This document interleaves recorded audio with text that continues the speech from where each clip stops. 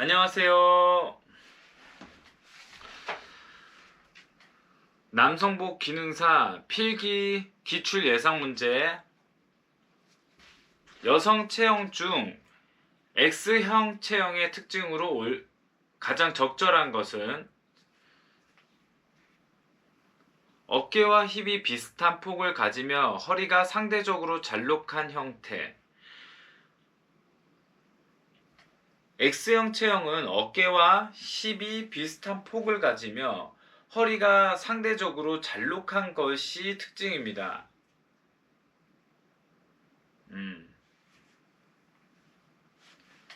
양복 제작 시 가슴 둘레 측정을 정확하게 하기 위해 어디에서 측정해야 하는가? 가슴의 가장 넓은 부분.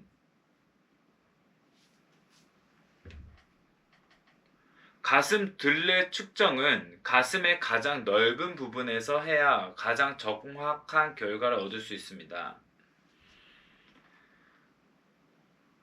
양복 제작 시 고려해야 할 체형 중 골격이 크고 근육량이 많은 체형에 가장 적합한 디자인은 클래식 핏. 클래식 핏은 골격이 크고 근육량이 많은 체형에 클래식 핏을 적용하면 더 좋네요. 양복 제작 시 체형 분석에서 가장 먼저 고려해야 할 포인트는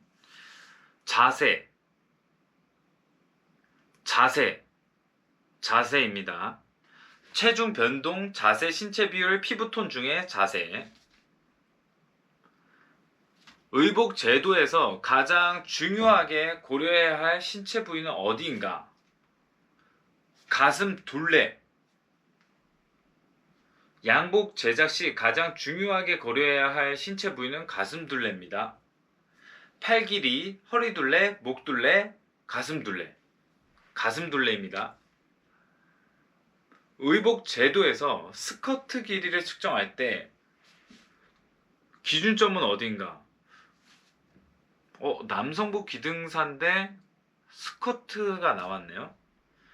자, 일단 허리선, 엉덩이선, 무릎선, 발목선 중에 허리선입니다. 스커트 길이를 측정할 때는 허리선을 기준으로 하여 측정합니다. 허리선. 그레이딩 시 고려해야 할 중요한 요소는 무엇인가? 패턴의 대칭성, 재단 속도, 옷감의 색상, 바느질 기법 중에 패턴의 대칭성입니다.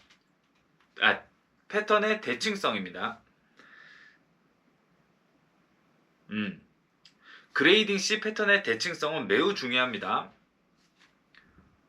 문제 8. 양복 제작 시 사용되는 연단 중 열과 마찰에 강하여 수트의 안감이나 겉감의 보강제로 쓰이는 것은 나일론 연단, 스판덱스 연단, 비스코스 연단, 폴리스터 연단. 마찰에 강하다는 건 열과 마찰에 강하다. 안감, 겉감, 비스코스.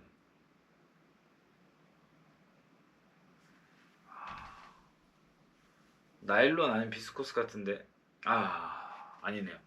폴리에스터 연단 4번입니다. 폴리에스터 연단은 합성 섬유죠. 그래서 강하구나. 열과 마찰에 강한 특성을 가지고 있습니다. 보강제로 적합합니다. 내구성이 좋고 주름이 잘 생기지 않는 장점도 있어요. 연단기 작업 시 재료의 두께 조절에 대한 설명으로 올바른 것은 재료의 두께는 연단기의 날 간격을 조절하여 결정된다. 재료의 두께를 조절하기 위해서는 연단기의 날 간격을 조절해야 합니다. 문제 10. 재단기를 사용하여 패브릭을 자를 때 안전을 위해 반드시 지켜야 할 규칙은 무엇인가? 재단 작업 시 안전장갑을 착용해야 됩니다. 재단 작업 시 안전장갑을 착용하는 것은 작업자를 보호하고 사고를 예방하는 안전규칙입니다. 재단 시 천의 낭비를 최소화하기 위한 방법은 무엇인가? 최신 재단 도구 사용, 천의 결을 따라 재단, 패턴 조각들을 가능한 밀착 배치, 모든 패턴을 같은 방향으로 재단. 다 아닌 것 같은데 아무튼 3번인 것 같아요. 네, 맞네요. 정답입니다. 패턴 조각들을 가능한 밀착, 배치하는 것은 천의 낭비를 최소화하는 가장 효과적인 방법입니다. 문제 12. 양복 제작 시 공구르기 시침의 주요 용도로 가장 적절한 것은? 공구르기 시침. 두 겹의 원단을 임시로 고정할 때 사용한다. 원단의 표면을 표시할 때 사용한다. 시접의 가장자리를 마감할 때 사용한다. 겉에서 보이지 않게 안감을 부착할 때 사용한다. 원단의 표면의 표시. 2번? 4번이구나. 공구르기 시침은 겉에서 봤을 때 시침 자국이 보이지 않도록 하는 방법으로 주로 안감을 부착하거나 옷의 가장자리를 마감할 때 사용합니다. 특히 양복에 안감을 붙이거나 라펠, 칼라 등에 많이 사용돼요. 공구르기 시침. 공구르기 시침. 자, 문제 13. 가봉 시 사용되는 실의 종류로 가장 적절하지 않은 것은? 박음질 실, 타카 실, 바스락 실, 철사. 철사 사용하지 않죠. 네, 4번 철사 맞습니다. 적절하지 않은 것이니까. 가봉 시 사용되는 실로는 박음질 실, 타카 실, 바스락 실 등이 있으나 철사는 포함되지 않아요. 공리에 자, 이중 환봉 작업 시 주의해야 할 점은 무엇인가? 이중 환봉 작업 시 주의할 점은 봉제선의 정확성입니다. 이중 환봉 작업 시는 봉제선의 정확성이 매우 중요합니다. 매우 중요합니다. 봉제선의 정확성. 문제 15. 재봉틀에서 스킵 스티치, 땀 건너뛰기 현상이 발생하는 주된 원인은 무엇인가? 실길이 조절 불량, 바늘의 둔화, 재봉틀의 전원 문제, 재봉틀의 속도 조절 실패. 왠지 4번일 것 같아요. 아니구나. 2번 바늘의 둔화입니다. 스킵 스티치 현상은 주로 바늘이 둔해져서 제대로 천을 관통하지 못할 때 발생합니다. 바늘이 날카롭지 않으면 정확한 위치에 실을 걸어 땀을 만들지 못하고 건너뛰게 되므로 정기적으로 바늘을 교체하는 것이 중요합니다.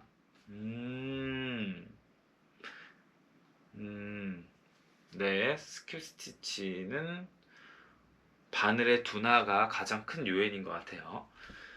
자, 문제 16. 시접 마감 방법 중 하나인 오버록 처리의 주요 목적은 무엇인가? 장식적인 목적, 시접의 강화, 패턴의 정렬, 천의 절단. 2번인 것 같아요. 시접의 강화. 네, 맞네요. 정답. 오버록 처리는 시접을 강화하고 마감하는 주요 방법 중 하나입니다. 천의 가장자리를 깔끔하게 마무리하고 풀림을 방지하며 의류의 내구성을 향상시키는 데 목적이 있습니다. 맞아요. 오버록은 실이 4개니까. 문제 17. 손바느질에서 단추 달기를 할 때 주의해야 할 사항으로 가장 적절하지 않은 건? 적절하지 않은 거니까 단추를 달 땐 항상 2겹의 실을 사용해야 한다. 근데 반드시 2겹의 실을 사용해야 한다는 규칙은 없습니다.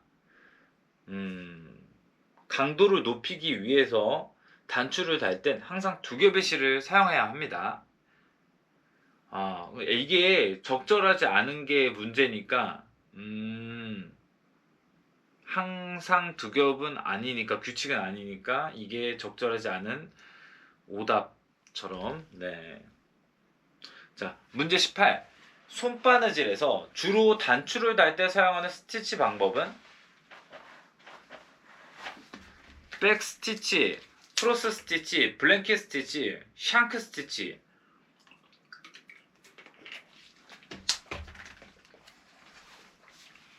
손바느질에서 주로 단추를 달 때 사용하는 거는 크로스 단추니까 백 스티치 크로스 샹크 스티치네요. 정답.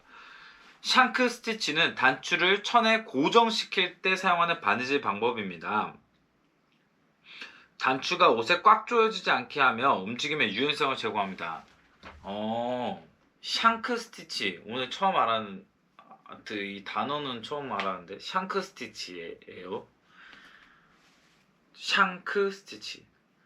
곡선을 박을 때 가장 중요하게 고려해야 할 사항은요? 뭘까요? 높은 속도로 박음질, 낮은 장력으로 실 조절, 바늘을 자주 교체, 천을 자주 정리하면서 박음질. 곡선을 박을 때 왠지 2번 낮은 장력 실 조절일 것 같아요. 아니네요. 4번 천을 자주 정리하면서 박음질이요. 곡선을 박을 때는 천을 자주 정리하면서 박음질하는 것이 중요합니다.